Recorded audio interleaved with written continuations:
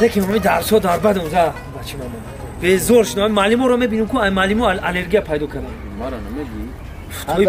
توی 4 سال دیگه موندگی میگذره کی بوارک کو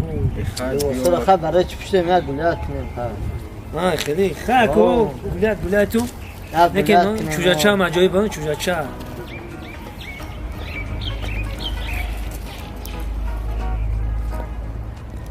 گپش میدیم kim da چشم سوزونده بیا گپش میدیم دخترک ممکنه شما را گپ بتین ای دخترک ما پدرکا نیستیم قدیمو گپ زوخی ما توفای بیرات ما چیکار می‌کنی دخترا ای دخترک گپ زوخی قدیمو راو کو девушка можно познакомиться да девушка بگو ای دخترک شما استودنتی نه؟ ای کجا فهمید که ما استودنتیم؟ ای دخترک تا کجا فهمیدی که ما استودنتیم؟ ایدان تنبیراتون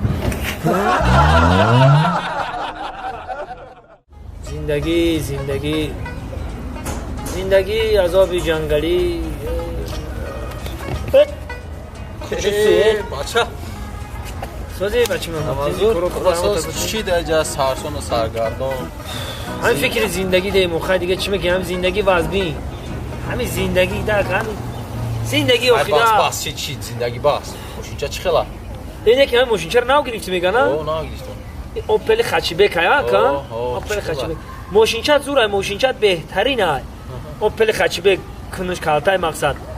انا اوپل کاروان میگرفتی کو و کنش باگاجش بیسوره کو اوپل کاروان او در زندگی اوپل کاروان زوره در زندگی اوپل کاروان یک بوده که بار میکنی یک شده که یک بار مور یک میری ارد میاری در زندگی اوپل کاروان زوره فهمیدی آدم زندگی رو فکر میکنه اوپل خچیبک مردیوج نه خاک دیگه ولی شما مردیوج دل رنگ ما زندگی رو بفهمید بعد میگن که چیکار پای ما میگم اوپل کاروان میگرفتم مقصد زندگی ده کار میوخی در زندگی هم اوپل کاروان فهمو دیدیم همه حوزه همه بچه‌ها یور دن yok dünya çala mekan همین نداری میگیم چلا چوا ای اکمو دیگه سین سال مرافت رنگ شما ور ملادیوج مخی ما اون نقد چند سم خریدی یا 500 این 500 تو 500 تا میدونی 2-3 ماه زندگی من پیش میبرم دو 2-3 ماه زندگی رو من در 500 پیش میبرم اینا نگاه اوردم دست چند شید اینا قیمت چید میسور اون شی خیلی شید افغان قیمت شید و ما دیگه کو هم وقتی چال اندازی کنم در زندگی رو فکر کردن نکرو شما بچه‌هایوش چاله میخریم 500 رفت چاله ما 500 در زندگی میرم ارد میخرم افغان میخرم زن گودک من نگاه میکنم زندگی من نگاه میکنم مالش خاگپی خودت همین فهمیدم که رسیدم میفهمی خیلی شکر خدا وقتش خوندم سه دیپلم دارم یکم دیپلم قط یکم کار نکردم خیلی هم زندگی همین خیر چی میکنی دیگه چی میگی چی کنم همین یاد چرا перевод کو چرا همین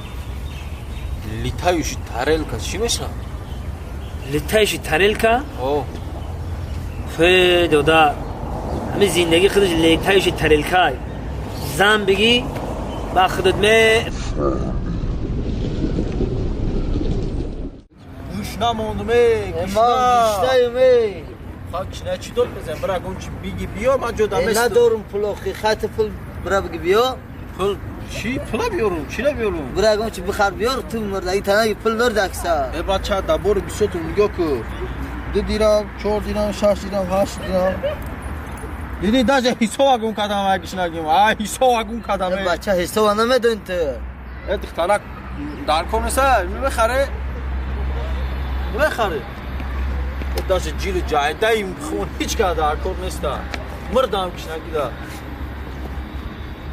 های اینجا رو تماشا کن دونجوان نیستم اوه دونجوان اومده سر تماشا کنم من باغ برای زادروزی خودم که من امروز زادروز دارم اینو باغ تماشا دوبارم تماشا کن حالا وقت بعد استراحت کن ای آشنایی منه دونجوان رفیقم سلام علیکم ساز رفیق بچه مامان ساز هستید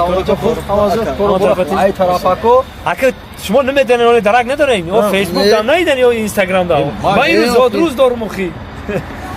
زادروزی ما مبارک شید استای یانگه تو نگرتی بیا تماشا اومدم میرم مرامت بگای زادروز در خونه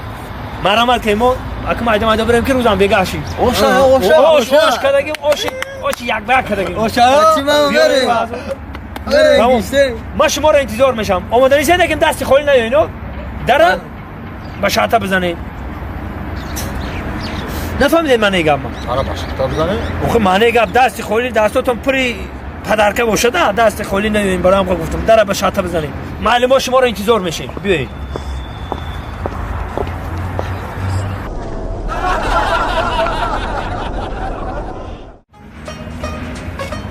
Pesano. Oh, bacha. Devonagi. Khari. Ayvoni. با کایده تیار میشه ایرا کی آخر زایست میکنه سول دیگه بیو آداک تیار که با میو میگیرم فهمیدی فقط همیو میگیرم اون تو تلالی و مجنون است صورت یا دور کنه کسوشون تک تک تک سلام علیکم سلام حضرت ببین در جا کن او خاک سولی نه واقعا تماشا مونه پیش بابای سومالی اومده ما را نشناخته که ما ختم نشناخته مکان بگو صورت تا چیکلا آخه ما دارم تلفنم برام دیگه سلفی میگیرم صورت میگیرم مثلا این صورت زور میگیره ها پروفسیونال نگرفتم نتونم کام پروفسیونال فول اچ دی اوه ابجکتیو همه تلفن ما زور میگیره اخی اوه یا صورت بگیرم زمان ای بوم میدونی چه صورت میگیره صورتوی نمی‌ها صورتوی خالی پروفسیونال نی خالی نگو ما صورتوی چیستا مایمونی میگی چی مایمونی اونه صورت مایمونی بسالی دکجو بس ها تمام دخترا در اینستاگرام و در فیسبوک خیلی کم میگه اما مایمونی فرقی داره صورت مایمونی یه دو در تو به عقل ما آدم مایمون میگی تو دیگه کار نداره دو در نه سکا پسانو صورت مایمونی نام صورت مایمونی کوچ خله و ما نشون میدی آخه ببینیم ای آدم صورتی مایمونی میگیرم مایمونی برادر ما تو در مایمون نمیجا مایمونی میگی هرمت نخواد در پیش یانگت آدم مایمون بگی خیلی آرام شم مایمون آرام مایمون نگفتم ما صورتی مایمونی گفتم